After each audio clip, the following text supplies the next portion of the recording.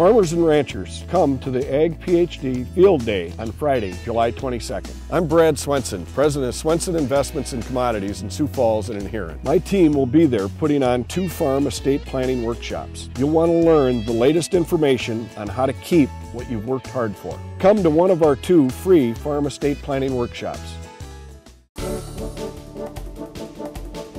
One of the things we take lots of calls about every year is, what's food safety like in the United States? Aren't all these pesticides just terribly dangerous, Darren?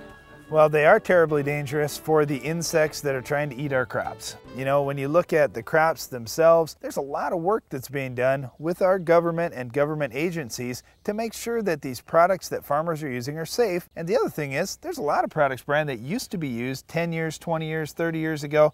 They aren't around anymore in our country. They're gone because we found safer alternatives. Even if those products were fairly safe, if there's something safer, that's what we're using. Yep, okay, so this is one of the things. I had a question about this just a couple of weeks ago where somebody asked about a product that is on the market. It's not tremendously safe to humans. It's not tremendously dangerous either, but I would call it one of the more dangerous ones that we handle today. And the guy just said, well, why do they still have that on the market? And I said, well, because there are no alternatives. There's a terrible disease problem in a particular crop that this is the only product that will stop it. And here's the way the EPA pretty much works. If there's a safer alternative that comes along, they'll put that on what they call the fast track.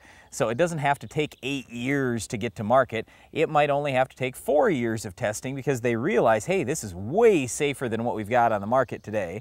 And then they'll approve that product after the however many years it is.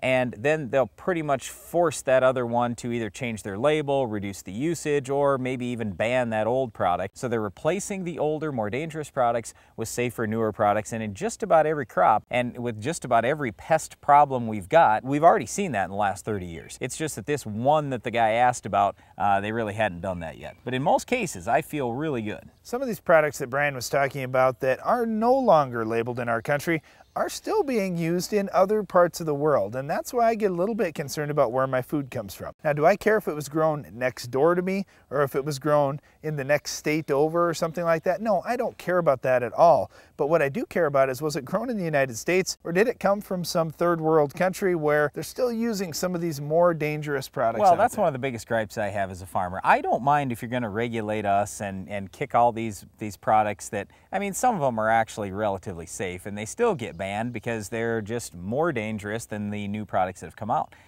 You know, whatever, that's fine. But at least have everybody play by the same rules. So when some other country can still be using the old products, even the super dangerous ones, and then they can import their food here, that just doesn't seem right to me. All right, well, we've talked a lot about these pesticides, but let's talk about biotech for a minute, because that's another thing that gets a lot of concern around the world. Wow, you know, now you can spray Roundup safely on crops, and that seems scary to a lot of people. Well, with these biotech things, the one that I think about is Roundup Ready soybeans. That was the first big biotech thing that came onto the market. Everybody was talking about it. And did you know that when Roundup Ready soybeans came out, they had to have more testing than any other product in the history of the world before they got approved by the EPA and FDA here in the United States. I realize you may still have some concerns, but you know what? Our government forced that company to spend more and to do more testing than on anything else that's ever been introduced in the market. And Roundup Ready soybeans have been out for a lot of years and there's still no problem with it. I mean, they've done all kinds of testing since then. There's no problem. So I realize that that term GMO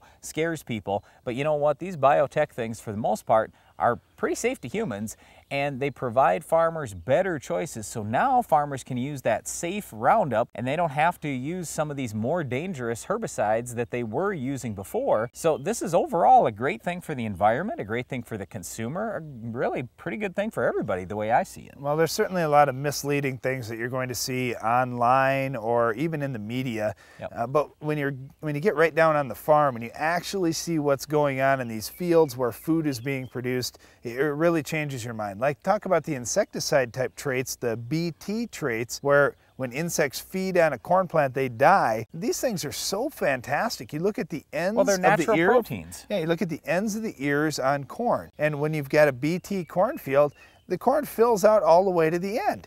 But on regular corn, a lot of times on the ends of the ears, you'll see those ends chewed up and those end kernels end up getting some mold on them and some different things. And you say, wow, you know, what a difference this is going to be. Which ear of corn would you rather eat? Well, farmers, without question, would choose that BT corn. They say, man, this is so much safer. Yep. One last thing, I can't stress this to you enough. There's no product we're using on our farm today that's even half as dangerous as most of the household cleaners you probably have below your kitchen sink. I am dead serious. You look at one of the most popular corn herbicides today, Callisto or Loudus or Impact. You know what they're made from? The callistemon tree. Okay, it comes from a tree. The insecticides that we use predominantly in our farm, it's made from the synthetic reproduction of the chrysanthemum flower. Okay, it's like sprinkling a flower out on your fields. Roundup, for example, it works on an enzyme that's contained only in plants.